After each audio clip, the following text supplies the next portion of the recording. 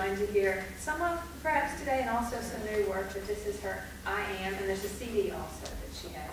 You want to hear a strong-voiced woman. A graduate of the Vanderbilt MFA program, Stephanie Pruitt's talent has been recognized by such institutions as the Academy of American Poets, which awarded her in 2010, by Essence magazine in their 40th anniversary issue when they paired her with the luminary voices of Lucille Clifton, Maya Angelou, and the former poet Rita Dove, who happened to be one of my teachers at UVA. So I think quite highly of these women. And my first year at UVA also, I got to hear Maya Angelou talk. And so there's something really strong in the current that is being carried here today. And so I really look forward to hearing her read. As their 40 favorite poets, that was the nomination. She also received the 2009 Sedbury Prize, has been a Cave Canon Fellow, a member of the Appalachian Poets, and was a finalist for the Poets and Writers Maureen Egan Award. The author of I Am, a poetic journey towards self-definition, and a chapbook entitled Life on a Layaway, in addition to a spoken word CD, Choice Words, Stephanie Pruitt's work has appeared in numerous journals, magazines, and anthologies. She's currently the poet in residence at the Curb Center for Art, Enterprise, and Public Policy, and on the faculty of Vanderbilt University's English Department. A native of Nashville, Pruitt's honors are impressive, but what impressed me the moment I met her is her leadership role on the board of directors of Magdalene House. If you don't know Magdalene House, it's a really worthy organization that supports women who are recovering from various forms of violence and domestic abuse. She leads writing workshops that testify to that highest potential in art, to get us where we live, to change our minds and hearts to recognize the grace worth saving in each of us. Or, as she writes in I Am, to defend ourselves from life's insurrection with injections of peace from the books we have read, an image of perseverance and beauty in all its stuttering strength. Please welcome Stephanie.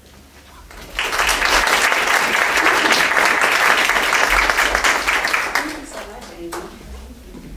So with this being at a writer's conference, I would love if you all would pull out a piece of paper. We're going to do a very quick writing exercise.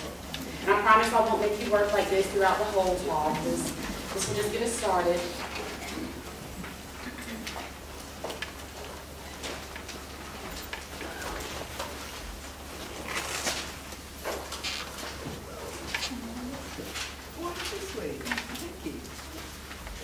So, at the top of the sheet of paper, what we're going to do is just a quick free write, which I'm sure a lot of you are familiar with.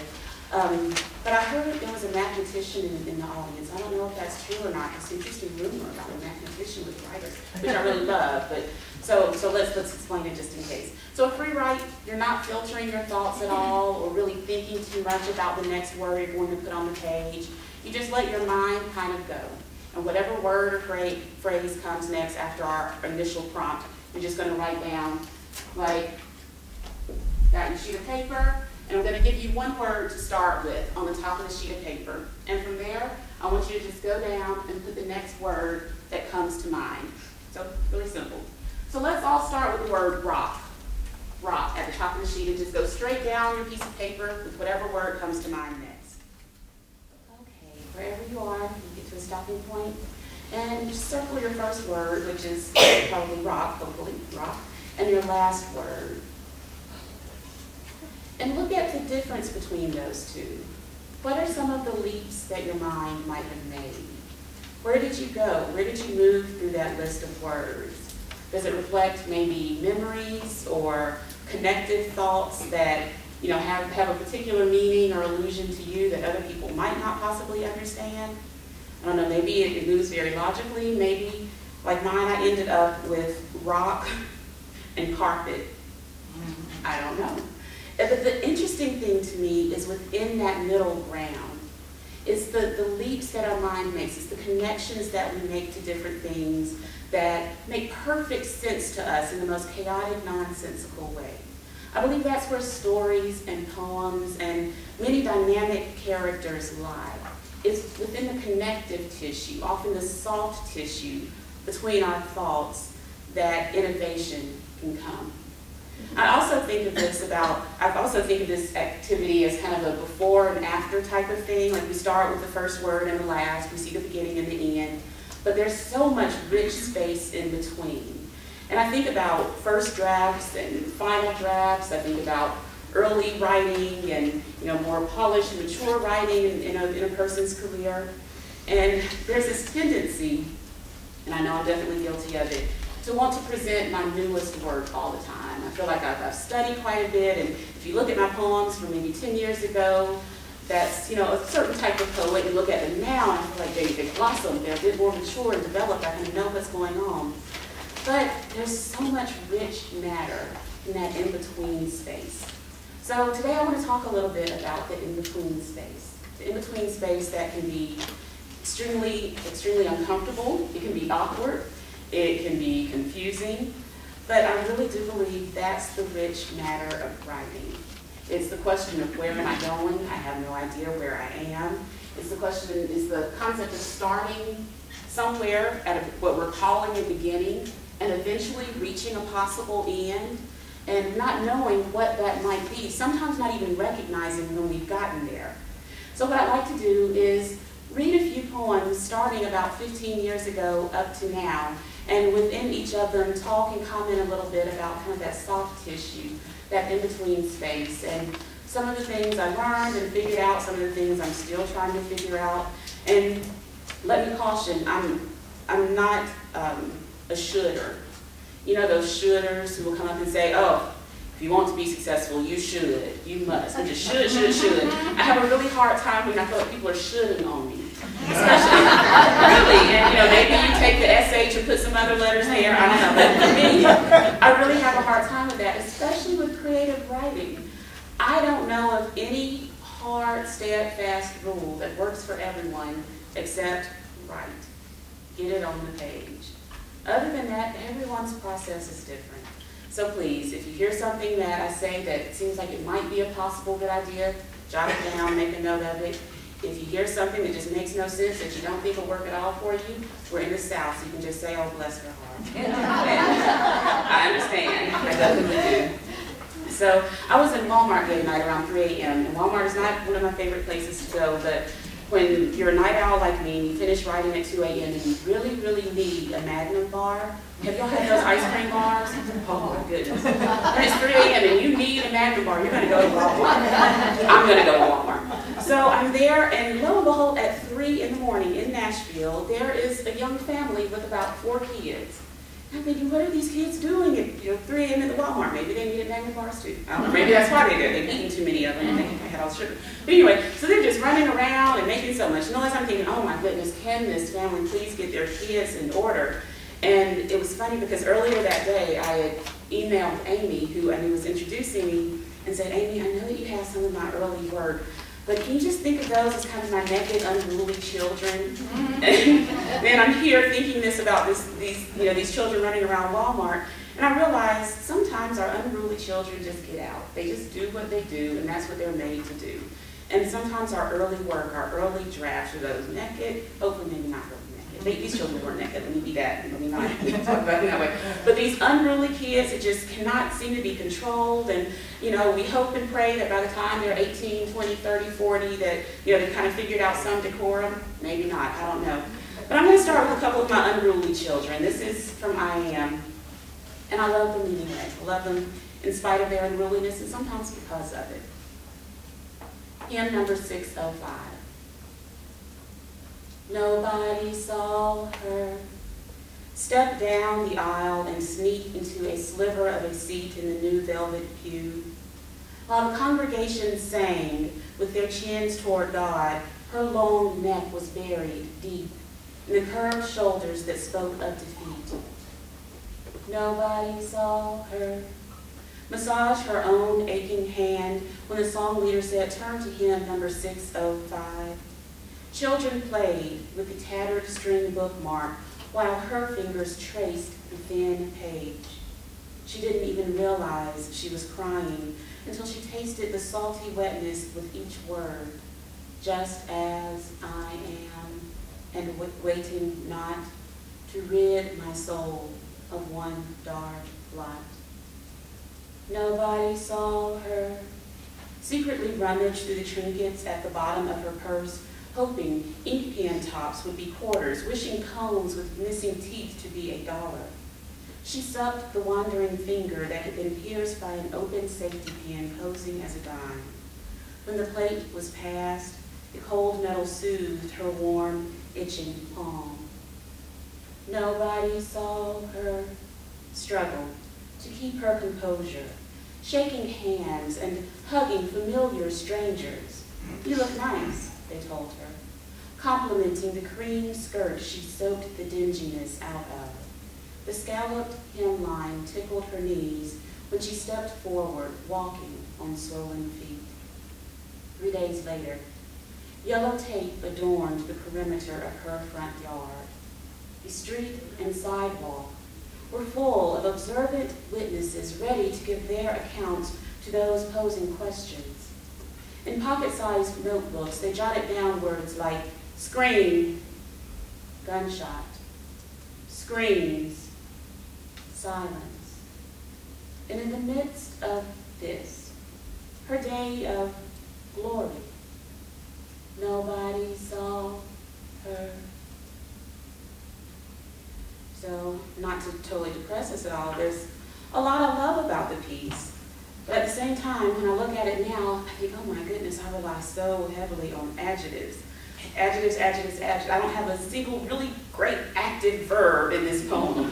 And, you know, it's one of those things, early in my writing, I didn't realize the beauty of verbs, how visual verbs can be.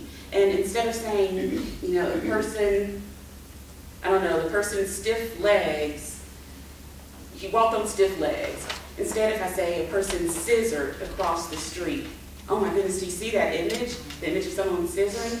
And it's just one of those things I didn't recognize in my early writing that I could do. And I enjoy and am amazed by grammar and syntax and all the tools that it can give us. And, you know, again, like I said, a lot of you probably already know this, so just go ahead and say, bless her heart. So let's move to another one. Let's see, this piece is called Mama's Opus. I want to write a poem for my daughter. She cannot read yet, but one day will. Has not been formally introduced to poetry, but already understands. I want to write a poem for my daughter. Let the rhythm soothe her mind when it's stormy.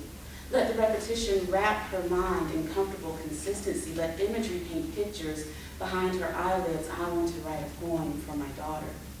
Write a poem for my daughter because a poem is so intimate and infinite that it just might do her justice. Write a poem for my daughter because I need something to pour the overflow in. Bubbling over, bubbling over. My cup is full and I want to write a poem for my daughter. Me being a poet and all, I mean, it seems befitting. I mean, I should be able to construct an ode. Ode to love, ode to peaceful purpose. I want to write a poem for my daughter. Give her greater gifts than gold and glory. Leave her a legacy legal documents cannot legitimate. Ink on paper etched in her memory of me. Is this a bit too contrived? Maybe. But we create so many things, things that sit around with no merit. This poem will have value. If only for she and me, it will live up to its worth. Write a poem for my daughter, I will, because that's what writers do, right? Write a poem for my daughter, because that is what writers do, right? Right? Right. So, in addition to all the syrup that poem is filled with, which, you know, hey, who doesn't love syrup sometimes? I realize in, you know, some of these early poems I'm telling. I don't know that I really depended on much imagery in that piece. And when I think of my daughter, so many images come up. And I'm not sure that I fully did her justice in this poem. The poem wasn't entirely about her. A lot of it was about my writing process, but still, I see so much visually that I wasn't able to get on the page here. At the same time, I learned an important lesson with that poem. It was one of the last poems that I ended up putting in this collection, And my daughter at the time was very young, and I felt like, how can I have a book without a poem dedicated to Nia, my daughter? That just seems wrong. I had the hardest time figuring out where to start. So as my anti-writer's block, belief set in, I said, I'm just going to write about what I can't do, or what I really want to do. And the first line was, I want to write a poem for my daughter. Very basic, telling line, probably not the strongest line, but it became the repeated refrain in the poem. So I'm not saying that it's the absolute, highest, greatest example of a poem. I would actually say it probably isn't. But it did teach me that, for me, there doesn't have to be a thing called writer's block. If my hands are working, if I have paper or the computer, I can write something. And I'm not going to should on myself and say that first thing I write has to be great, has to be something usable, has to make sense. Even if I'm writing about not writing, that's writing. And I mean, the most basic definition of the friend and mentor of mine, Nikki Finney, has taught me that writers write, period. That's what writers do, we write. So getting it down, having the confidence and the concept that something good can come, having the faith and believing there is some usable material in a first draft. Even if that usable material aren't actually the words on the page, but just the practice of putting something down. I think it can really do a lot for us as writers. So the next piece I'm going to need a little help with. This is from my chat book. And I get tired of hearing my own voice, quite honestly. And it might be because I talk to myself a lot in the car, so I hear my voice a lot. I mean, I plan out my whole day. If you all have been in the car with me this morning, you would thought, oh, I don't want to come hear her speak. Because I was just all over the place. I was talking about poems, I was talking to myself about my grocery list, just all over. And I get tired of my voice, so I need your help with this one. So I write a lot of short poems. I love haiku and tanka and other really short, terse forms. But they can be kind of awkward sometimes in a reading. Like, how do you read, a string of 8 or 9 haiku? And it's, kind of odd. So what I've done, I string them together and call them pearls. So I just need you to count them out. So I'll just hold up one finger, you'll say 1. I'll read a very short poem, and then you'll count 2. Pretty basic. Okay. 1. Good job. 5 steps from highway median, my day-old peach lures a roving fly. 2. Americans are at the top of the list for healthy eating. Congress says ketchup and potatoes are vegetables. 3. Chocolate melting on my tongue is never white or dark, only sweet. 4. I smile all day, remembering the way you put your cream in my coffee. 5. I drown my pillows in the wash so they may not echo my secrets. 6. Blue magic scalp, hair burning in the kitchen, grandma resting in my nose. 7. Finally, women across the country agree. White after Labor Day is okay, but genital mutilation isn't. 8. And let us not grow fat from our own words. Words we are forced to eat. Words that become hard to swallow after they pass our lips.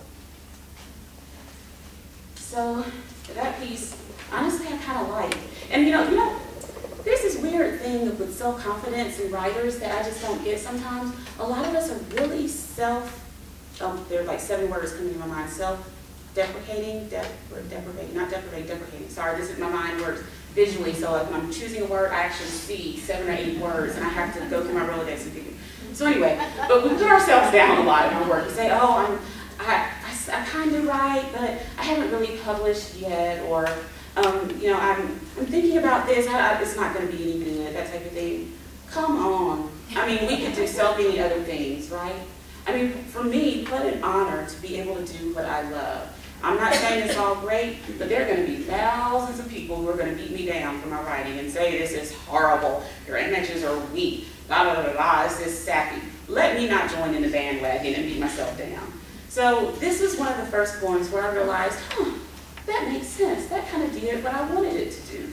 And I think it's good for us at times to be congratulatory. We might not want to puff up too much, and as we're sending our manuscripts out and submitting to publishers, and then we get those rejection letters and say, oh, they're all stupid.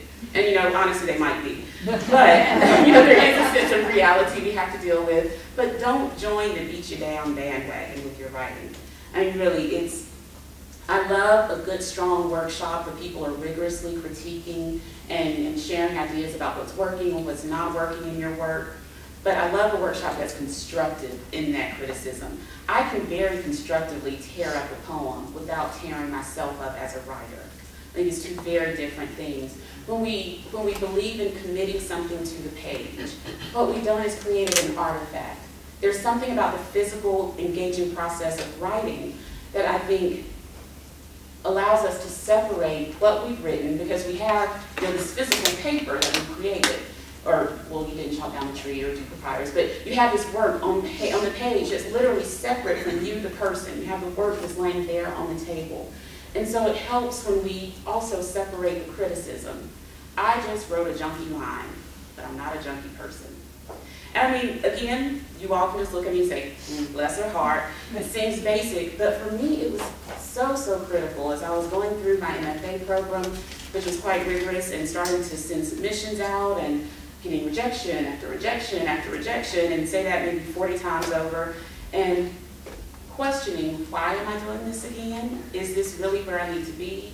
How do I incorporate rejections in what I know about my writing? And, at times, honestly, if you send a manuscript out over and over and nobody seems interested, or everyone who's reading it has questions more than, constructive comments, maybe there's something to look at. So I'm not saying, don't consider rejections as, a component of how you grow as a writer. But I would be careful about internalizing them. That's the thing that I'm trying to separate. So, read the rejection letters, go get yourself a Magnum bar, you'll be all right. This next piece is called Hemispheres of the Mind. I made pie. Have some. Would you like a drink? Put up your feet. Let's listen to Sade. Do you dance? There's leftover light beers from a party, Yahtzee, checkers. I'll show you my old scrapbook. Thirsty? A lemon pie is in the icebox. I have movies. We could paint our toes. The color purple? Look at that new Sanchez pouring on the table. Lady sings the blues. Did you hear what they're saying about Hallie? Hollywood Shuffle? Try this on. Red is your color. I just got my heat fixed. Are you cool? The new Essence came yesterday. Read your horoscope. I have to cut the caffeine. A drink? I'll slice that pie. Do not leave me all alone. There's a crazy woman here. She's in a cutting mood, and my wrists are ripe. So I realized that with this very short chapbook, I became very aware of audience, which can be a freeing or a kind of damning thing. Richard Hugo in Town writes about the dangers of writing with an audience on or over your shoulders. And I've come to really separate my writing process from my revision process from my editing process. And again, this is probably a bless your heart, because I think a lot of people figure this out much earlier. But when I'm writing, it's between me and the page. I have to shut the door, put all the critics out, all of my cousins who say, now what do you do again? What is that? All of that has to go out the door. And it's me and the page. That's it. In later stages, maybe in some revision, and especially in editing, I am thinking a little more about the reader, because, I do have this thing about clarity that matters to me. I don't necessarily want to just tell everything. The poem is not necessarily a story, obviously, but I am interested in a reader walking into a poem and knowing what's happening. So at that point, at the editing revision phase, I am starting to think a little bit about audience, but there is something very intimate between me and my writing process that I have decided I'm not going to share. I mean, I talk to people about it, but in the moment, when I'm writing, that's my selfish time with the page that nobody else has the right to jump into. And so I work hard to put them out of my mind. It's not a practical thing. Sometimes, it's shushing the shouldas, but it's finding what works for you to allow yourself to really hone in on your voice. Trust it, enjoy it. All right, sometimes I do wonder though why I couldn't have the patience and like the internal drive of Emily Dickinson. And, you know, she wrote for a reason other than, you know, audience and understanding and publications and whatnot, very clearly. And sometimes I wish my kind of unruly babies didn't jump out. I didn't have this drive and force to get my work out. Then again, that's just not quite me. It's you know, I let things out sometimes, maybe before I should. But I do enjoy reflective times and moments where I can see my writing grow, which fuels better writing in the future. So I'll move on to a few more recent pieces. And let me be very clear and say, I'm not saying these are the great poems. I can definitely say before, after, early, later, that type of thing. And I'll leave that up to people, you know, after I die to decide what's good or what's not. And really, I don't have to wait until the end because my 11-year-old daughter tells me very clearly what's good and what isn't. And, you know, sometimes her feedback is more valuable than my editor's. Hey, let me personal and don't tell my editor that. All right. Ode to the hyphen. No dash, minus, sign, or broken line you feel, and make continuous until there is no pause for breath or thought between otherwise well-spaced words. Oh, the way you change man eating shark to man eating shark. I see you, an anti-intellectual, working to keep those eyes from merging into a diphthong, and there in syllabification. You compound a fire line wrapping wonder under your influence. Adjectival phrases flourish, like bubblegum flavored or spine-tinglingly sensational. Then you turn Mr. into M-I-S-T-E-R, period. I have never mulled over you between X and Ray, first and class, or out and of and body. Yet now, here you are in the signature I practice within the margins of my poems, as if there is this fracture in need of bracing, with surgical grade stainless steel holding bone to bone until it fuses. I think that might have been one of my first kind of overtly autobiographical poems. I got married about 3 years ago, and you know, at this point I published. I have a daughter who, you know, has my current last name, and I was thinking, what is my last name going to be, and why is this not just an obvious decision for me? Do I keep my maiden name? Do I change my name? Do I hyphenate my name? And I was literally, I mean, you know, in my 30s, writing in the margins of my paper, Stephanie Pruitt, Stephanie Pruitt Gaines, Stephanie Gaines, Stephanie X, Stephanie X. I mean, it's all, you know, it's like, well, maybe this is a chance to change my name to Tallulah or something, I don't know. But I really just fell in love with the hyphen at that point, and I decided not to hyphenate. And the thing that did it, I was filling out a form, and you know the ones that have those little boxes where you have to put one letter in each box? I hate them, they're just terrible to me. I'm sorry, that was my thing. So I was writing my name, and when I hyphenated, it didn't fit in the boxes. It wouldn't fit in the whole line. I was like, this is it, I can't do this. My name won't even fit anywhere. And you know, whatever the eureka moment is, that's when I started thinking about how much I love and hate the hyphen. And I realized that although my early work is probably a bit more autobiographical than I would want it all to be, there are ways to take personal experience and transform it into true art. And you know, of course, we know autobiographies and memoir and creative nonfiction is clearly there.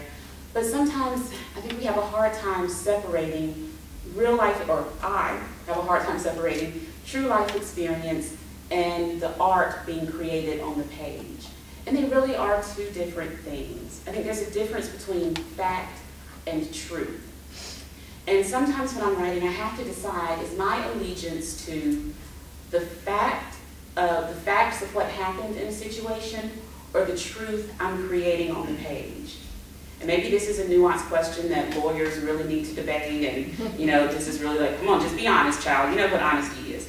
But I really do believe that we create an artifact when we write that is separate. If we're not writing autobiographical or you know, clear memoir that's meant to be factually, you know, clear, if we're writing poetry or fiction, we do have the space to separate the historical facts of our experience from the creative artifact that we're making. And most often, when my allegiance is to the poem first, I see a transformation, a creative transformation take place. It's powerful for me.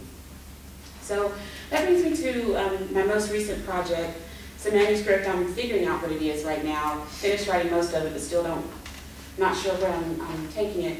It's called What the Birds Know, and it's a historically inspired collection of poems that are interested in the very small, intimate moments in two half-sisters' lives who free themselves from a Middle Tennessee plantation and through a whole series of events end up in upstate New York.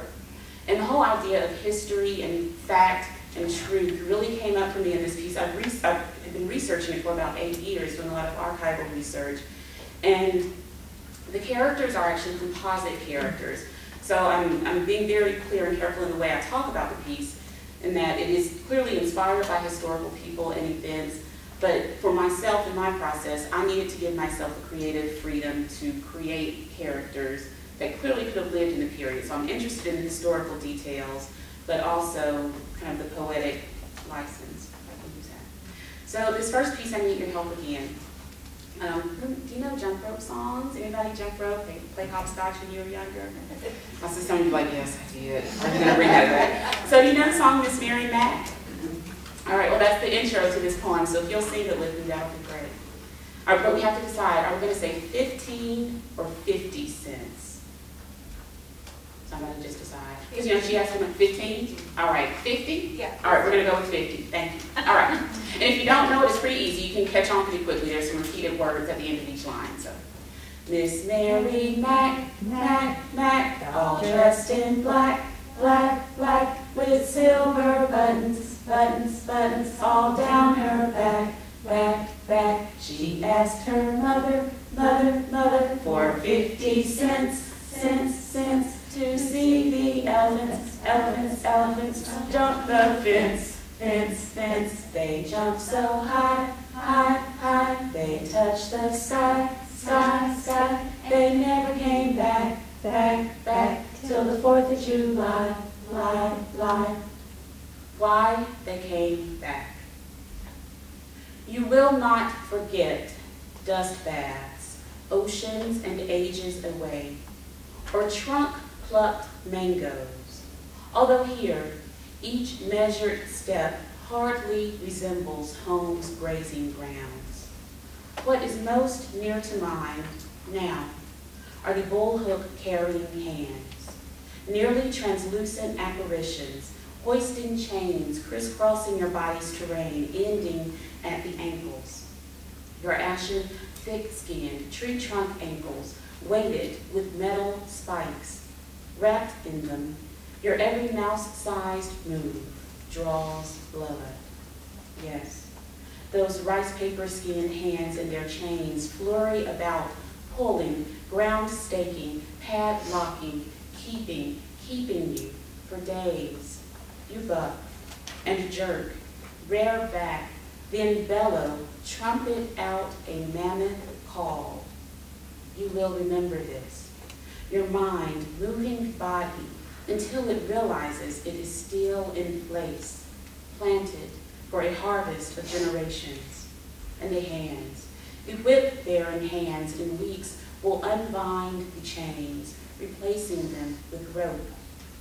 Braids of twine overcome you still believing in the chains. As weeks pass, string replaces rope. The hook-extended hands tie a string around your ankles and bid you stay, stay. You do. Even when walking, you stay.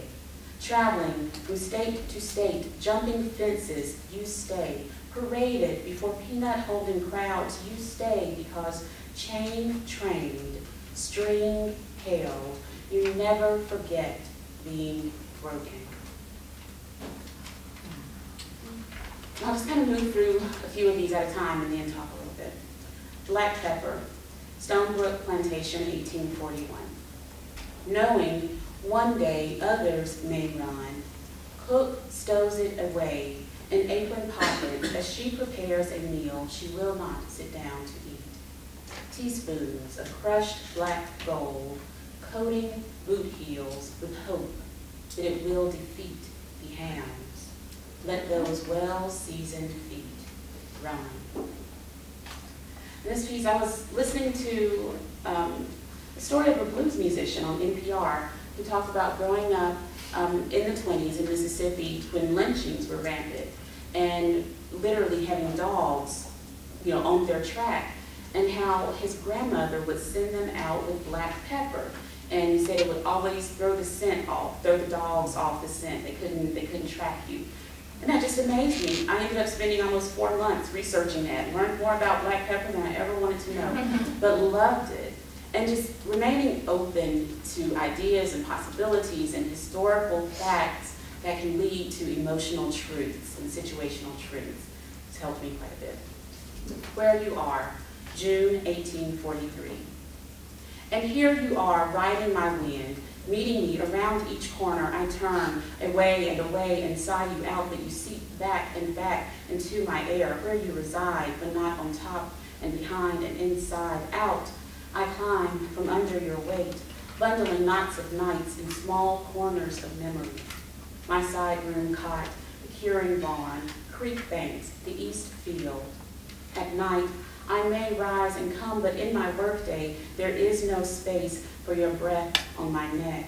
And yet, here, with my arms full, in the kitchen at the spring house, I feel you gripping my corn silk hair. Glory, you say, wrapping it across your palm, wrist, and knuckles, pulling me into your snail, earth, and talcum, and leather. You waft.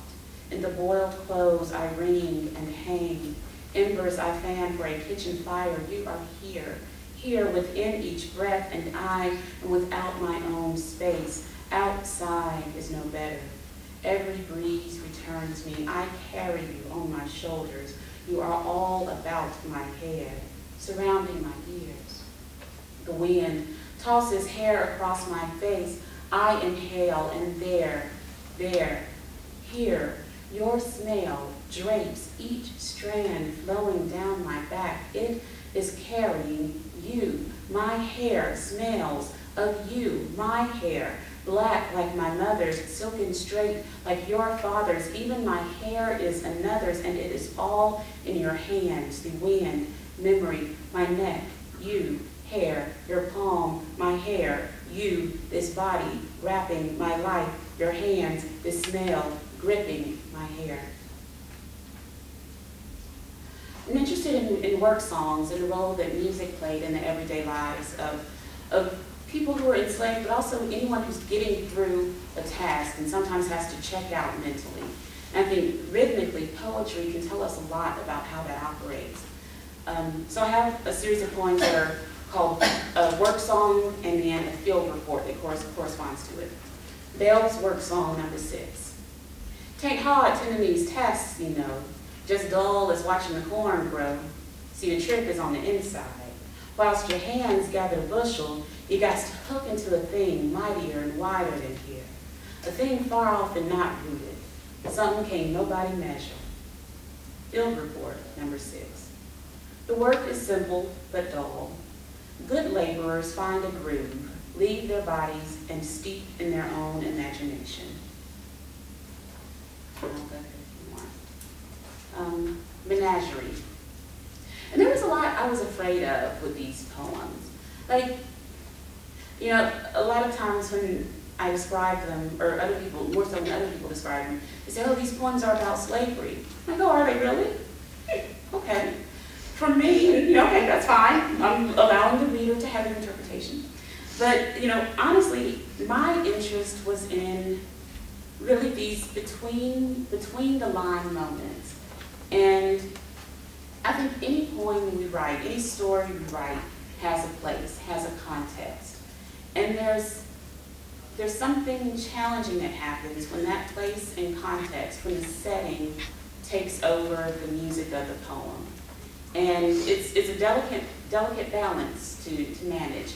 If people can clearly and very easily say, oh, her poems are about, I feel like I've failed in some way. I've left out some of the nuance and complexity that I'm really interested in. Or of course I could say, oh, bless their heart, they're just not good readers. All right, menagerie. Here tragic, here magic, here gal and goon, spot woolhead, spot Sambo, spot wretched Grinch. Call brown clown, call mammy, call jungle hare. Watch monkey, watch yardbird, watch chocolate tramp. Find darky, find girl coon, find half-breed minx. See ninny, see milk cow, see jig, I was really bothered in a workshop years ago when, you know, we discussed this poem and everybody was saying, well, can you really say these words? How is this? I think it's going to distract people. Like, that's not going to work. And I really needed somebody to scan the line and say, hey, this is a tetrameter and trimeter line. Like, that's really interesting to me. And I saw that people were really stuck on the content, which is there and is yelling to be dealt with, quite obviously. But I had to realize that what I see in a poem and what other people see in it will often be different. As the reader, as the writer, but as the writer, I see myself as a guide who has very clear intentions, and I'm writing my big toe off to make sure that those intentions are all there and real. And one thing I find that really helps me, I like charts because it gives this appearance of organization. So I'll often, let's see. So with my poem or poem, I'm trying to really understand and look from a critical perspective. I do a simple form and function chart. So formal considerations, more than just fixed forms, all the considerations, whether that's the rhyme scheme, if it's meter, if there are certain allusions, and maybe I'm being very specific to the poem with what the formal considerations are that I'm working with. And I often do this in my late stages of editing, so I can really look at what I've done on the page. So if I have a specific rhyme scheme, at this point I need to think really what is the function of this rhyme scheme for me as a poet. And maybe it's I want to give the appearance of order while the content of the poem is very chaotic and I'm interested in that tension. Maybe the rhyme scheme is really focused on making specific connections, between certain lines. Whatever it is, I need to have an idea of what that function is. It helps me when I can write out and really see what I'm doing in a poem. And then I'm also amazed when I'm surprised by something I've done. That's a great feeling. But more than anything, when I know what I'm really doing in a poem in this way, when I walk into a workshop and people tell me what I've done, it's great to see other perspectives, but I already have a clear sense of my intentions and what I want to happen in the poem.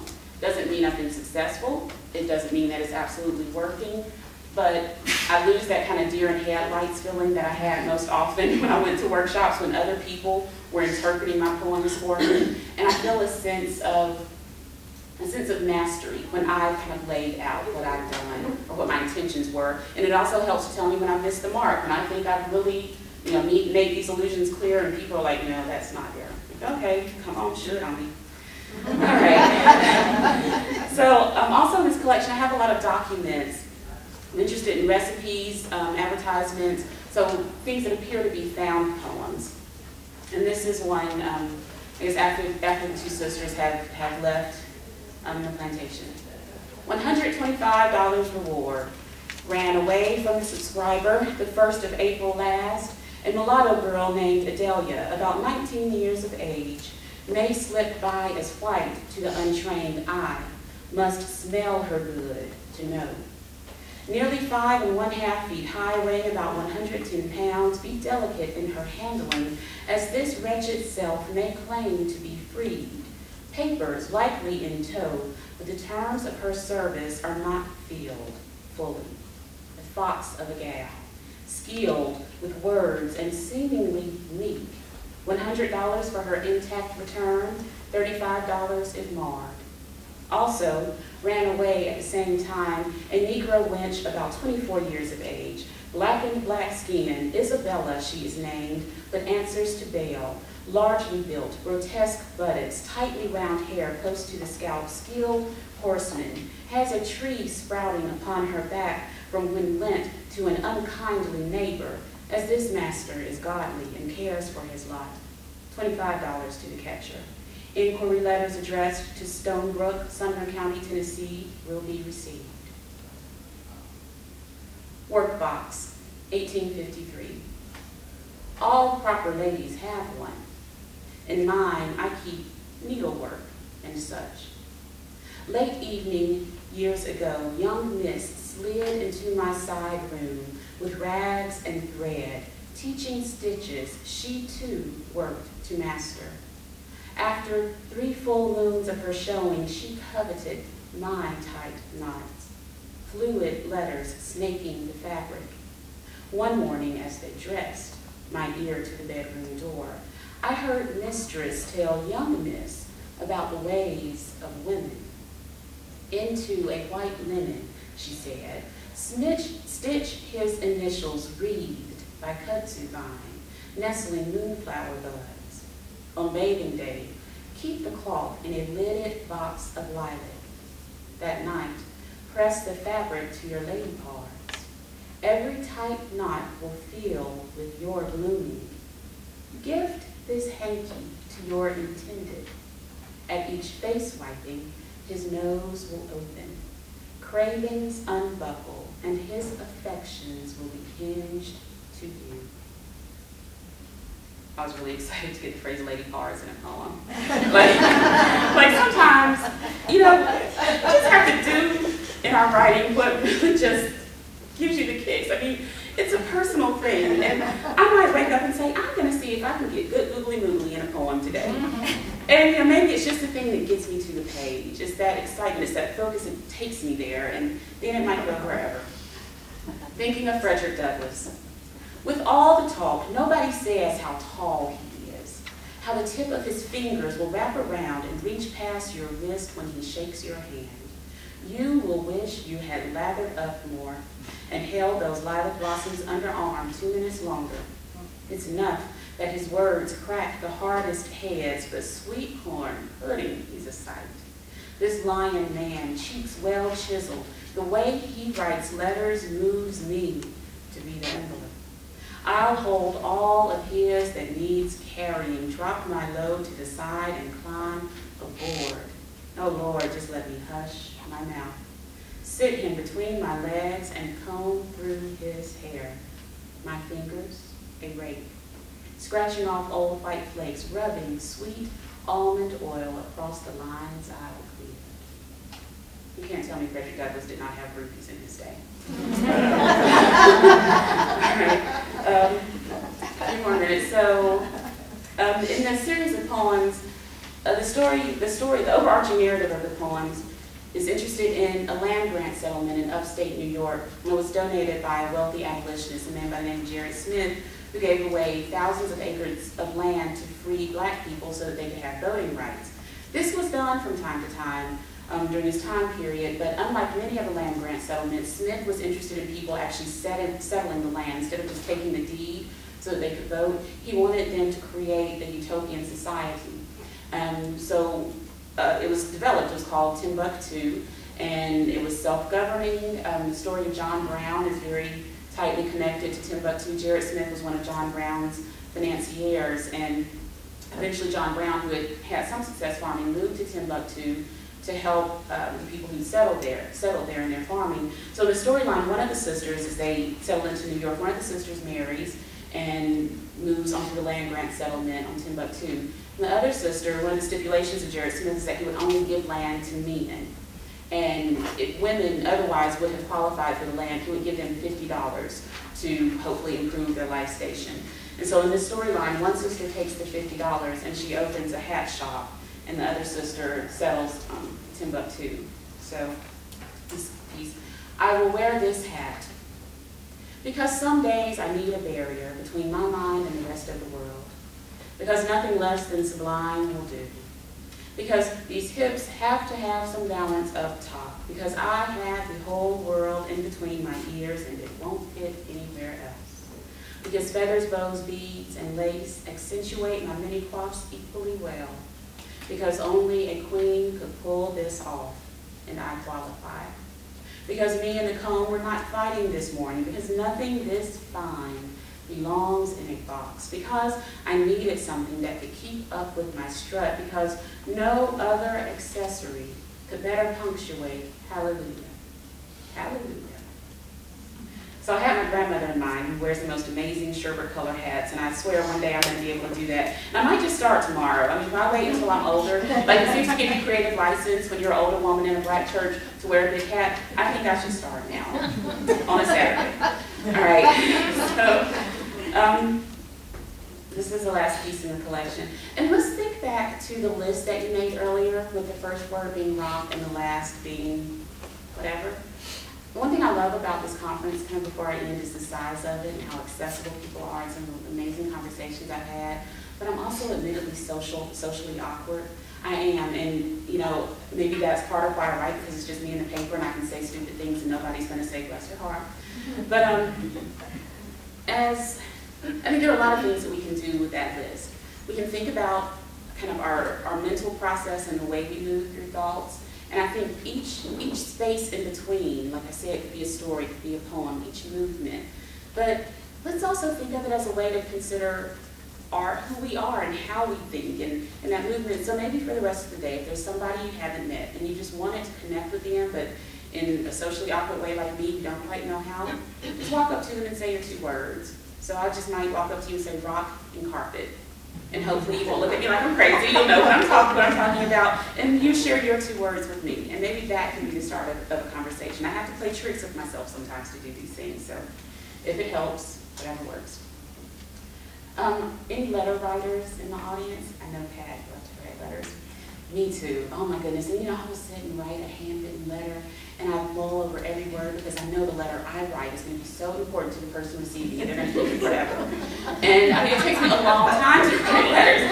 Of course that's how it will happen. So this piece makes me think of that. 13 Ways of Drafting a Response. North Elba, New York, 1854. 1. Dear sir, why dare speak your name now? If there be a way to reconcile, do tell me how. There are more paths to salvation than resigning oneself to such a low station as in which you would have me remain. I have heard a new pronunciation of my name, and am made to see. 2. Dear, your correspondence arrived intact, red wax seal still bearing your mark and smell. After considerable reflection, it has become amply clear I did not. 3. Sir, after a considerable number of months and apart, I must commit myself to the Lord's will for my life. In prayer, I have learned. 4. Dear, it is no longer for you to nourish the direction of my thinking. There are wheels greater in this world. Blessed are the Lord tells us, well, I shall not propose to be the most capable of thinkers, but I know where I am and the forces that carried me here. 5. Did you know there are elephants in these states? Hakalia Bailey's menagerie it is called, with elephants. And they do not in truth drink through their trunks. It is only a tool. Their mouths consume. I have seen many wonders more true than the books and tales you share, stories I will tell and write, as now I must share a truth with you. I have seen and learnt a new Adelia. There are thoughts more open now than my body. It is regrettable to love so intensely that it blinds one's ideas. You gifted me with myself by signing a paper. No doubt an act of love, godly grace. Blessed be. The expectation I know was that I reside in the highly adequate home you built for me by Mansker's Creek. Would you consider it a theft, me taking myself? I would. 6. Damn me to a penniless state. Why do I waste so much paper? 7. Dear sir, I gave much.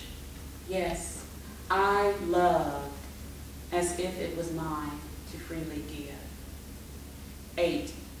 Dear, I am made to wonder if I indeed know words at all. What if the vocabulary you gave me does not couple with true definitions? I have witnessed orations by a man who knows more words than I might have imagined. He welds them with a fire unseen in our southern states, and yes, a Negro man, a peace-field lion of a man. I ask, could leash mean lash, soil be silver, risk more commonly called hope? Why did you not tell me of the 10th commandment and what? 9. To whom it may concern. I write to tell you. 10. The ground freezes here, so unlike home. By the 10th month, not a bird will roam these skies. I've driven a plow, mule pulled to comb rows in the fields. I'm growing accustomed to owning, building our own home. 11. There is nothing for me to say. Nothing, nothing. No thing, not a thing, none a thing, nothing, no kneel, not anything, no note, not nothing, thing, sting, thing, a thing, not none, a thing, no feeling, thing, not all thought, no thing, ring, nothing, no, go, so, not nothing, kneel, still, not anything, any, none, not nothing, no, ring, no, ho, row, go, none, no, nothing, thing, no, none, done, thing, not none, thing, no, not, no, thing. 12. Dearest Frank, elder son, young master. Dear, I am severely grateful for your assistance with my most necessary transition. I sincerely hope my services were of value to you. Surely your father was fully angered by the loss of stock. Having fulfilled our obligation, having fulfilled something to one another, I now imagine all arrangements are ended. 13. Telegram, as promised. Dear sir, stop. I arrived. Stop. You have filled me. Stop. Since my blood first came. Stop. I carry letters and words you taught. Stop.